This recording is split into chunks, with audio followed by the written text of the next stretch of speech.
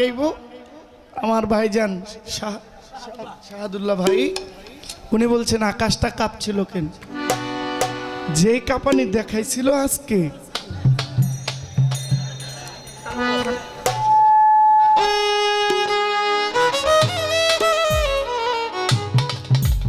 মোমেন ভাই লাইটিংটা কন্ট্রোল করেন, এক জায়গায় স্থির করেন। লাইটটা এমন করলে সুন্দর হয় না, লাইটটা ঠিক করেন প্লিজ।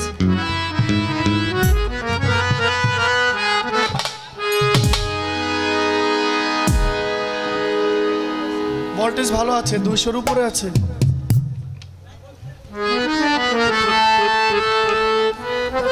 ভাই লাইটটা স্থির করেন যেন না কাঁপে। আকাশটা কাঁপছিল কেন, জমিনটা নাচছিল কেন, আকাশটা কাঁপছিল কেন, জমিনটা নাচছিল কেন, আমার বড় পীর ঘামছিল কেন, সেই দিন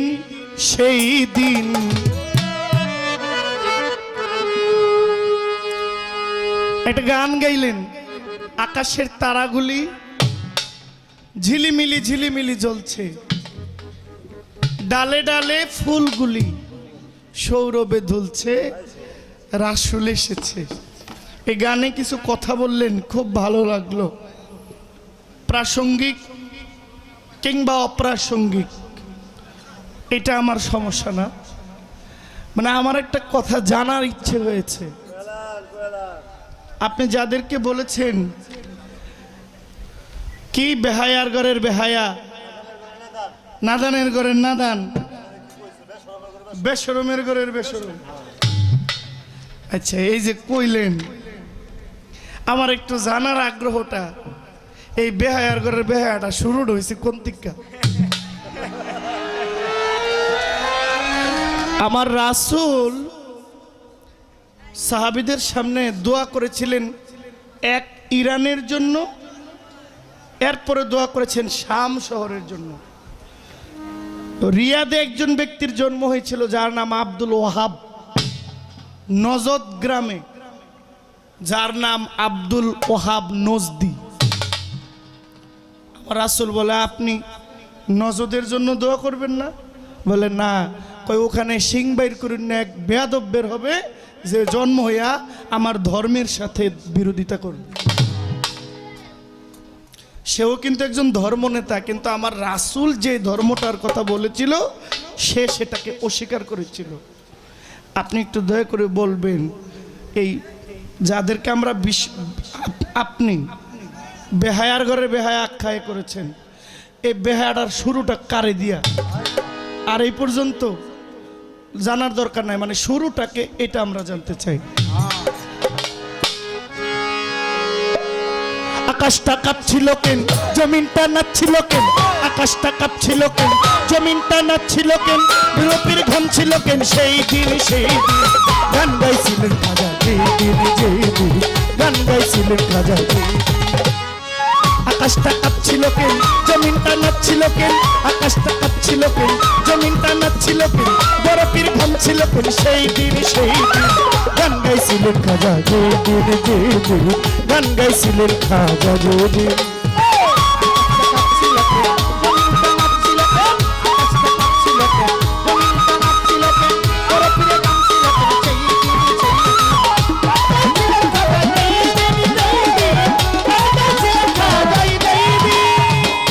নবীজির শান পীর আউলিয়ার গান, যে বলে হারাম সে তো জ্ঞানহীন।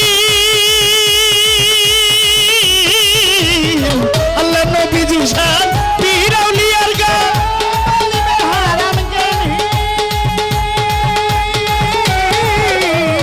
আল্লাহ রাসূলের শান পীর আউলিয়ার গান, যে বলে হারাম সে জ্ঞানহীন। না বুঝে ভাবতেন হারাম তোমরা বলো কে, না বুঝে ভাবতেন হারাম তোমরা বলো কে। গান শুনছিলেন নবী ইয়াসিন, গান গাইছিলেন খাজা, গান গাইছিলেন খাজা।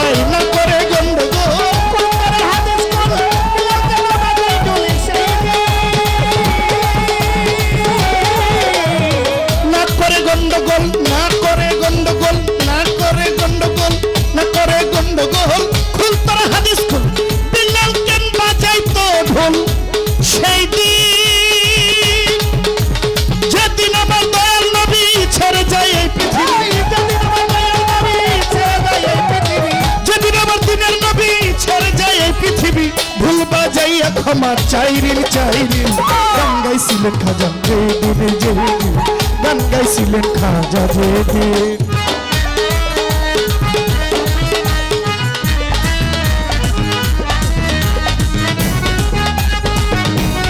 শুক্রিয়া শুক্রিয়া।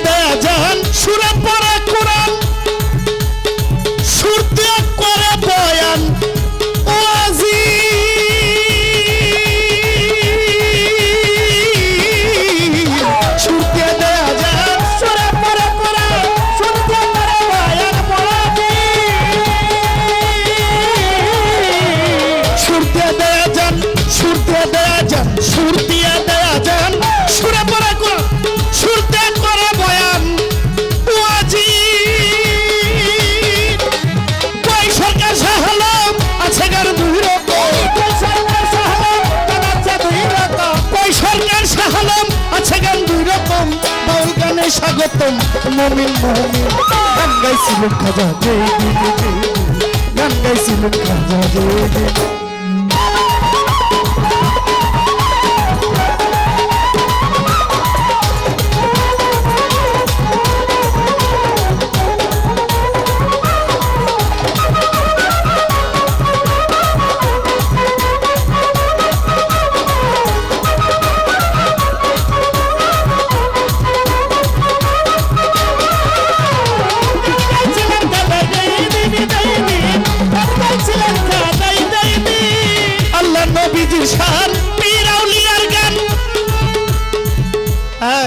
এই গানটার একটা অন্তরায় ছোট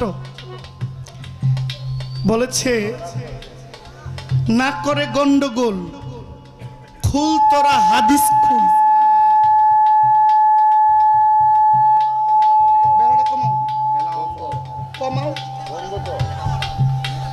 শেষটা বন্ধ করে এদিকে একটু নামায় দিন। এখানে না করে গন্ডগোল খুল তোরা হাদিস খুল। হজরত বেলাল কেন বাজায় ঢোল। ওই দিন হজরত বেলাল এমন একজন ব্যক্তির নাম যার চেহারা ছিল এত কালো, কুচকুচে কালো, চোখ ছাড়া কিচ্ছু দেখা গেছে না। আচ্ছা দেখেন, বেলাল কিন্তু আফ্রিকান ছিল। কি বেলাল আফ্রিকানদের মতো একেবারে এমন আফ্রিকান। বেলালের কোনো জাত ছিল না, কিন্তু বেলাল এমন একজন যেই বেলাল আজান না দিলে সূর্য উঠতো না, যেই বেলাল আজান না দিলে আমার নবীজি মিনারে যাইতো না, নববীতে যাইতো না। বেলাল এমন একজন যে ভাই ভাই ছোট যদি না বলতো আসসালাতু খায়রুম মিনান নাওম, পাখিরাও ডাকতো না, পাখিদের ঘুম ভাঙতো না। সব বেলাল আজান না দিলে আমার নবীও আসতো না। তো বেলালের কোনো জাতপাত ছিল না। এইদিকে আবু জাহেল কুরাইশ বংশ, গোত্র দুইটা, একটা বনু হাশেমের গোত্র আর একটা হলো উমাইয়া গোত্র। বংশটা কুরাইশ। কুরাইশ বংশ আসছে হযরত ইব্রাহিম আলাইহিস সালাম থেকে। হযরত ইব্রাহিম নবী, তার ছেলে নবী, ওনার বংশ নবী। এরপরে ইসাক নবীর পরে যারা নবী মানে নাই তারা ছিল ইহুদি। বর্তমান পৃথিবীর যারা ইহুদি, ইসরায়েল। বিরক্ত হচ্ছেন? পালা নাই তো একটু বলি। এই ইহুদির জন্য আমার আল্লাহ একেবারে শুরু থেকে অভিশাপ দিয়ে দিছে যে ইহুদির নির্দিষ্ট কোনো দেশ নাই। ইহুদিরা হইল অস্থায়ী। যেই দেশে যাইব ওই দেশে তারা দখলদারি করতে চাইব, এক সময় তারা ধ্বংস হয়ে যাবে। কিন্তু মূলত ইহুদিগুলো আসছে কিন্তু নবীর বংশ থেকে, বনু ইসরাইল থেকে। ওই যে কোরআনের একটা সূরা আছে, সূরা বনি ইসরাইল। এদিকে আবু জাহেল কুরাইশ বংশের হইয়াও জাতে উঠতে পারে নাই। আমি জহির ছোট রোলেক্সের ঘড়ি পরে যদি আমি বাবুগিরি দেখাই, তো রোলেক্সের ঘড়ি কি আমারা জাতে উঠাই দিব? মানুষ তো ঘড়ি দেখবো, আমারা দেখবো। আমি আর কিছু মানুষ ঘড়ি পরার জন্য তারা টাকা দেয়, তুমি আমার কোম্পানির ঘড়ি পরো, তার ব্র্যান্ড লাগে না, আমি ব্র্যান্ড দেখাই। আমার দাম নাই, এই জন্য আমি ব্র্যান্ড দেখাই। ব্র্যান্ড পয়লা দামি হইতে চাই, আর যে দামি তার ব্র্যান্ডের প্রয়োজন নাই। কি এই জন্য বলছে, ওই যে উনি বললেন, কেন কথাটা বললাম, মাঝে মাঝে ভালো জাতের ভিতরে দু একটা অজাত হইয়া যায়।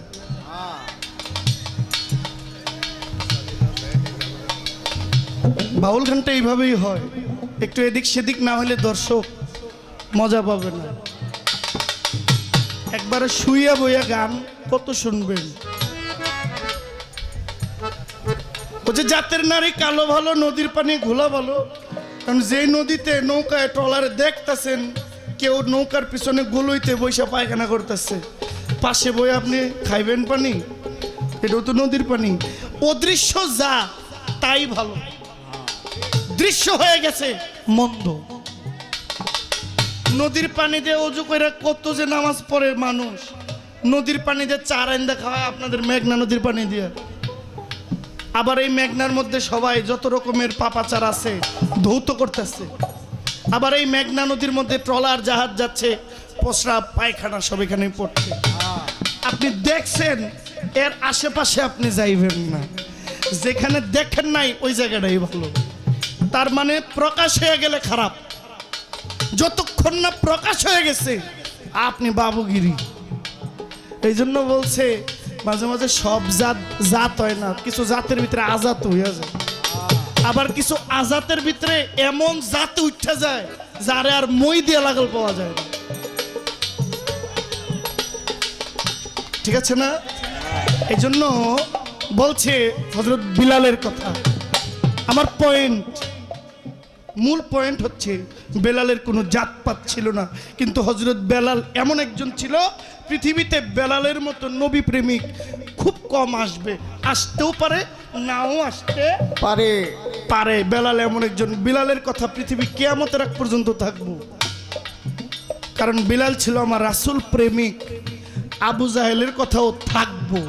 কেন থাকবো? ওই অন্ধকার আছে বিদায় লাইটের আলোটা প্রকাশ হচ্ছে। না করে গন্ডগোল, খুল তোরা হাদিস খোল, বিলাল কেন বাজাই তো ঢোল সেই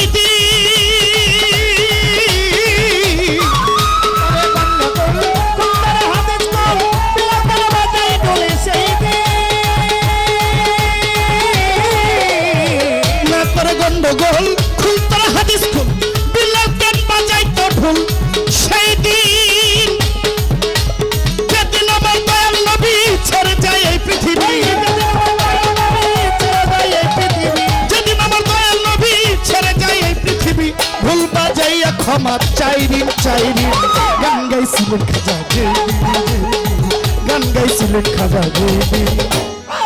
আকাশটা কাঁপছিল কেন, জমিনটা নাচছিল কেন, আকাশটা কাঁপছিল কেন, আকাশটা কাঁপছিল কেন, জমিনটা নাচছিল কেন, বরফের ঘামছিল কেন সেই দিন গান গাইছিলেন খাজা।